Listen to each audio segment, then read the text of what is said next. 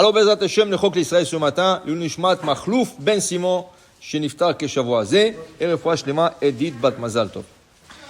Chachamim Omrim Mipnei Shem Metsupim. Les Chachamim disent comme ça. Mizbeach Hazav ou Mizbeach Hanechoshet. L'autel, il y avait deux autels au temple. Un fait en cuivre, un fait en or. Celui de cuivre, c'était pour faire le sacrifice, pour poser le sacrifice. Celui de l'or était pour mettre la kétorée 2 fois par jour, un le matin, une portion le matin, une portion l'après-midi. Maintenant, ils étaient recouverts de cuivre et recouverts d'or. Mais la base était en bois. La base des autels était en bois. Seulement, ils étaient recouverts avec du cuivre et recouverts avec de l'or. Chachamim disent, Mizbeach Hazav ou Mizbeach Hanechoshet, ils ont le même statut que la terre. Qui veut dire quoi? Quand quelque chose a le même statut de la terre, donc, il n'est pas un ustensile. Et s'il n'est pas un ustensile, il ne peut pas s'impurifier. Est-ce que la terre peut s'impurifier? Non. Tu ne peux pas impurifier la terre. Par exemple, si un cadavre touche la terre, un cadavre humain touche la terre, ça ne devient pas impur. Mais si un cadavre, quelqu'un qui est mort, touche un ustensile, l'ustensile devient impur. Alors, ils disent que le misbeach, les deux autels, celui qui est en cuivre, celui qui est en or, il ne reçoit pas de l'impureté, mais plechem kekarka. Ça, c'est la parole de Rabbi Eliezer. Vachachamim omrim, et chachamim disent, mipnei shehem metsupim. Ils ne reçoivent pas de l'impureté parce qu'ils sont couverts de l'or et sont couverts du cuivre. Dit la Gemara, Adraba, au contraire, si tu dis qu'ils sont recouverts, alors donc ils ne sont pas considérés comme de la terre, ils devraient recevoir de l'impureté. Alors la Gemara corrige cela, Emma, alors tu dois dire, Vachachamim et Tameim, justement, Chachamim disent que le misbeach peut s'impurifier. Le misbeach en cuivre et le misbeach en or peuvent s'impurifier. Ça veut dire que si un cadavre, un homme mort, touche le misbeach, il peut devenir impur. Okay? Il y a une histoire comme ça dans le Talmud, dans Masechet Yoma. Dans Masechet Yoma, la Gemara nous raconte qu'à l'époque, il y avait une certaine époque, il y a, par exemple, chaque jour, tu as 100, 200, 300 Kohen qui veulent faire le service. Comment tu peux donner le service à 300 Kohen? Il n'y a pas de place. Alors, qu'est-ce que tu fais? Tu disais, premier arrivé, premier servi. Alors, il y a un sacrifice. Un monsieur a nommé un sacrifice.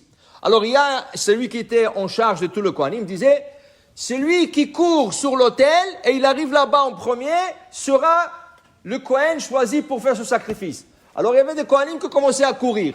La Gemara dit, ça a causé beaucoup de bagarres. Pourquoi?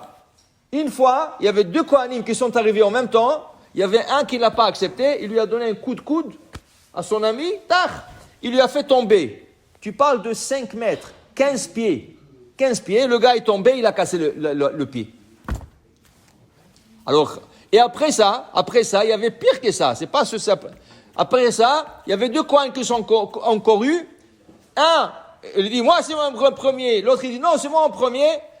Le Kohen a sorti un couteau, il a poignardé son ami. Maintenant, la Gemara dit, le père de ce Kohen était là-bas. Le père du Kohen était là-bas. Il leur a dit, vite, sortez le corps pour qu'il ne purifie pas le Mizbeach. La Gemara dit, regarde le Kohanim, son fils est mourant, son fils est mourant, et sur quoi il pense? Pour que le Mizbeach ne devienne pas impur. Parce que s'il serait mort sur l'autel serait devenu impur pour 7 jours. Tu n'aurais pas pu faire le service pendant 7 jours. Pourquoi? Parce qu'il est rien que recouvert. Et puisqu'il est rien que recouvert, il n'est pas un ustensile. Il est considéré comme un ustensile et il peut recevoir de l'impureté. Tu comprends? Alors ça, c'était la discussion. Est-ce que l'autel peut devenir impur ou pas? Continue la Gemara. Et la Gemara nous enseigne, Amar Rabbi Abou, dit Rabbi Abou, le Talmidei Chachamim, les érudits, ceux qui apprennent la Torah, s'ils doivent aller à l'enfer ou passer par l'enfer, ils ne seront pas brûlés par le feu de l'enfer. Vous savez que l'enfer, la Gemara dit, le feu que nous avons ici dans ce monde, le feu de ce monde, est 1/60 de la chaleur du feu de Gehenna, de l'enfer. Combien fait le feu ici? 1000 degrés? Alors, multiplie-le par 1000. et multiplié par 60. Ça, c'est l'intensité du feu dans le Gehenna. Tu peux même pas t'approcher. Disent la Gemara, le Chachamim, ceux qui apprennent la Torah, ne vont pas être affectés par ce feu s'ils doivent passer par Gehenna. Qu'est-ce que c'est passer par Gehenna? Des fois, il y a des tzaddiks qui méritent d'aller Gan Eden.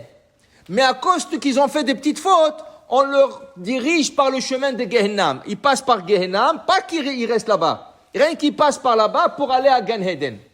Il y a des tzaddiks qui ont le mérite d'aller Gan Eden direct, ligne directe. Okay? Dit Rabbi Abou, sache que le Chachamim qui doivent passer par Gehenna pour aller à Gan Eden ne seront pas brûlés par le feu de Gehenna. Pourquoi? Kal vachomer misalamandra. On apprend ça d'un petit reptile qui s'appelle la salamandre. La salamandre, je vous lis le Rashi. Rashi dit Chaya, c'est une créature, Anivret minaour, qui est créée du feu, Kshemboarim esh bemakom echad sheva shanim tamid bli efsek. Si tu mets un feu quelque part, 7 ans, sans cesse, sans arrêt, 24 heures sur 24, 7 ans, du feu va sortir une créature qui s'appelle la salamandre. Cet animal, cette reptile-là, c'est un lézard. Ce lézard-là, tu prends le sang de ce lézard, tu te le mets sur le corps, tu ne pourrais jamais être brûlé. Tu ne peux pas être brûlé. Puisque c'est une créature qui sort du feu, son sang, à lui, quand tu le mets, tu ne peux pas être brûlé. Alors il dit Rabbi Abou, si la salamandre, elle sort du feu et n'est pas brûlée, parce qu'elle est toldat ha'esh, elle vient du feu, Talmidei Chachamim qui étudie la Torah, et la Torah est considérée comme du feu, ne seront pas consumés et brûlés par le feu de Gehenna. Pourquoi la Torah est considérée comme du feu? Ça veut dire, parce que la Torah est considérée comme du feu, à cause de ça, il y a des halachot spéciales. Il y a le Rama. Le Rama, c'est la sommité ashkénaze, Rabbi Moshe Israelish. Il a écrit qu'une femme, quand elle reçoit ses règles de menstruation, ne devrait pas venir à la synagogue. Comme ça, il a écrit. Pour ne pas toucher le Sefer Torah, pour ne pas impurifier les choses. Le Shulchan Aruch, il dit non. Pourquoi? Il dit Shulchan Aruch, la Torah, c'est du feu. Shene Emar, c'est la Gemara ici. Ko alo ko devarai kaesh, neum Adonai. Mes paroles sont du feu. C'est la parole d'Hachem, qui veut dire que la Torah est considérée comme du feu.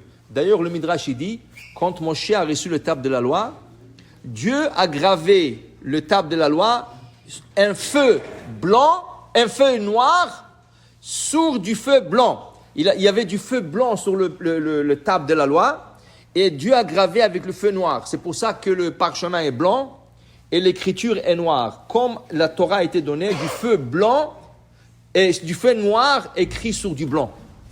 Alors, si le parole de la Torah, c'est du feu, comment est-ce que la Torah peut recevoir de l'impureté? C'est impossible. Pourquoi?